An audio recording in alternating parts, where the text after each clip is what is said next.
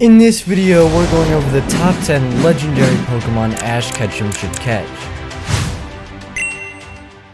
Ash can obtain a Kubfu if he visits Mustard in the Isle of Armor. Once officially caught, Ash could then raise the Kubfu into a single strike Urshifu, which is basically a fighting and dog type form that Kubfu can evolve into. I think the single strike form would be better suited for Ash since he doesn't have very many dark type Pokemon compared to his water types. I mean seriously, he's already got 9 flippin' water types, he doesn't need any more. Urshifu is also a very strong legendary that packs quite a hefty punch. It even comes with a decent moveset, that being Surging Strikes, Close Combat, and more. Personality wise, I think Urshifu is a great fit for Ash. They both share the same curiosity, strength, and determination. All those can go a pretty long way. Of course, we haven't yet seen much of Urshifu in the anime, which is also a factor for it being in the 10th spot on the list. Another factor is for Pokémon Journeys, Ash's team is filled with 2 fighting type Pokemon being Sirfetch'd and Lucario. It would be kind of weird if Ash caught 3 fighting types in one season, all of them being pretty good. However, he did own 3 flying types in XY, so it's always a possibility.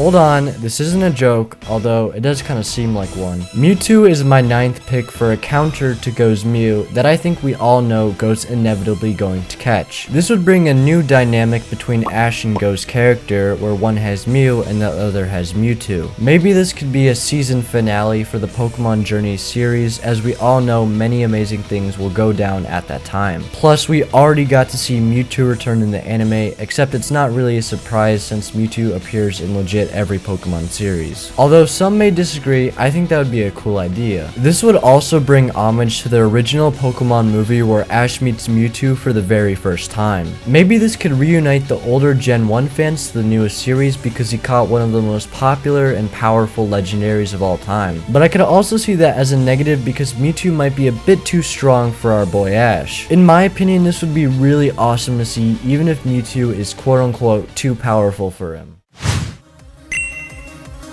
Lugia is another Gen 1 legendary that I really think Ash should capture. Not because it's strong, but because Ash has crossed paths with Lugia many times before. Of course, the most notable one being the movie 2000 with Ash trying to save the world along with Lugia. And it also appeared in that one episode called The Promise with Lugia where Ash helped out a baby Lugia and its mother. That was a lot of me saying Lugia. So Lugia and Ash have known each other for over 20 years and I think it's about time he catches it. The only reason this might not happen is if Go catches Lugia instead, then I don't really see Ash and Go owning the same Pokemon. But one day, just one day, I truly hope he catches this majestical flying fish monster.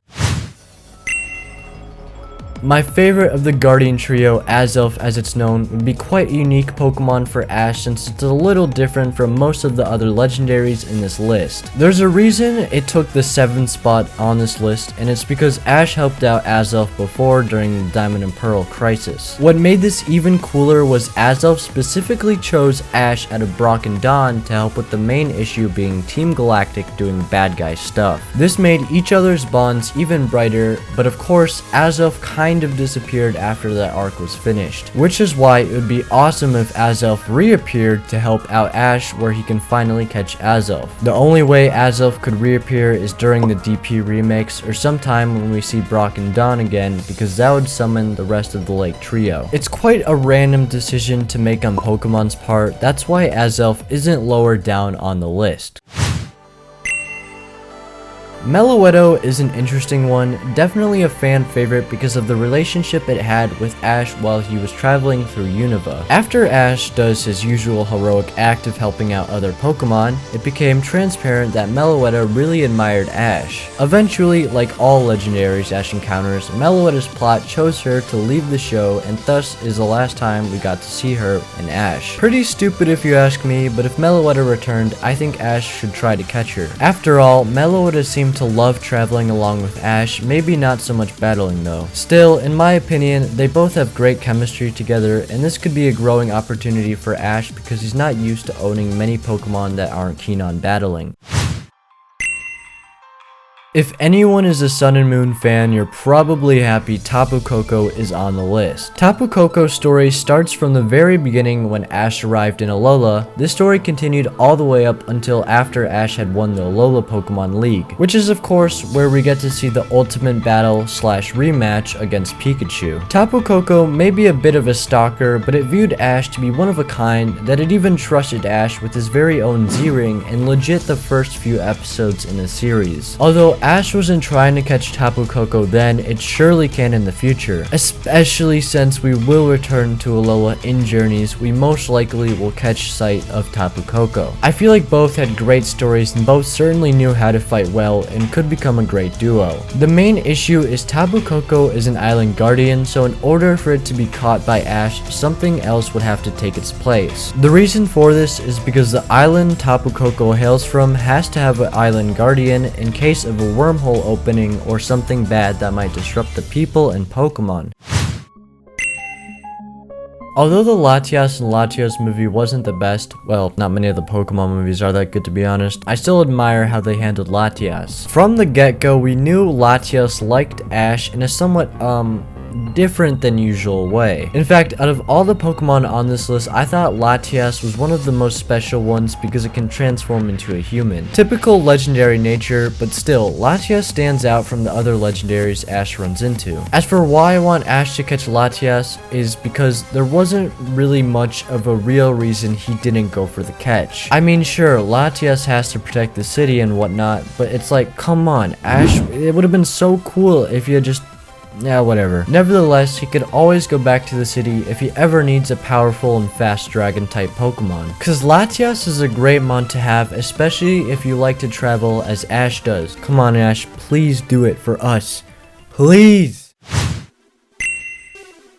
Okay, I may be a bit biased for this spot because as a kid, this was one of those movies I loved watching. And like every other kid, I was really wondering why Ash Ketchum didn't just throw the damn Pokeball and catch this dude. I mean, I guess like Latias and a few other legendaries, his Pokemon only showed up in the movies, and it would be kind of weird for him to randomly have a Victini in his pocket the next episode. Still, it was a dumb excuse either way. Victini was again one of those Pokemon Ash was so close to owning, but Pokemon made another stupid reason as to why he didn't. If Ash ever travels to Unova again, he should catch this Pokemon because their bond in the movies was very nice to see. After all, Ash helped free Victini and Victini saved Ash from dying, so obviously they make a good team. I guess the only thing stopping him from catching this Pokemon is because Victini's Pokédex entry says that if you own this Pokemon, you will always win. And we know Ash isn't the type of person to take shortcuts to reach his goal of becoming a Pokemon master. But does the Pokemon anime even really consider the Pokédex entries? Cause in this picture, Ash is holding a Cosmome, which according to the Pokédex weighs 2,204 pounds. So which is it? I don't even know.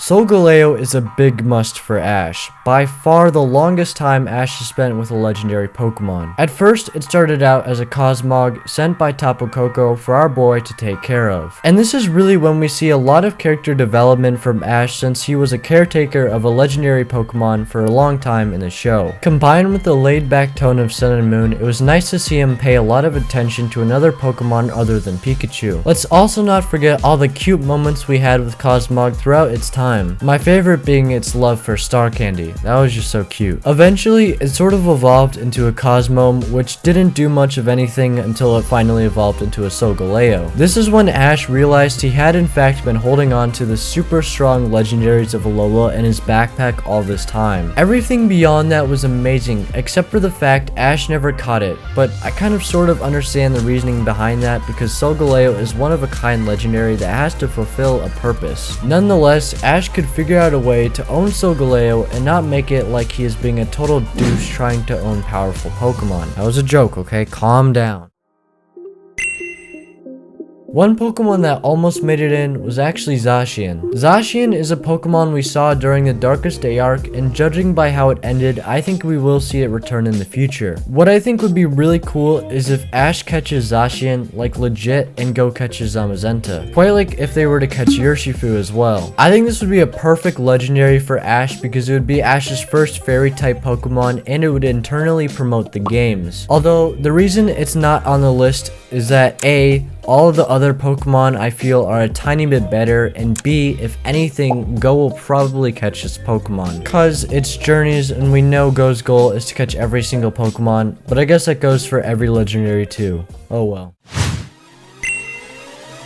Now if there's any legendary Pokemon that truly deserves to be caught and owned by Ash, it's HoOh. Yes, you can kinda put Solgaleo at number 1 since Ash and HoOh don't really have a connection like other legendaries mentioned on this list. Except for this reason, which is HoOh being the very first legendary we ever saw in the anime and Ash's first glance at a legendary. So that's definitely a big factor for it being at number 1 and not number 2. Either way, both work. Anyways, yeah, HoOh was the first legendary Ash saw, and some people think this is the reason Ash is still 10 years old. And we know it's for the plot. So come on guys, there's no need for these random theories as to why he's still 10.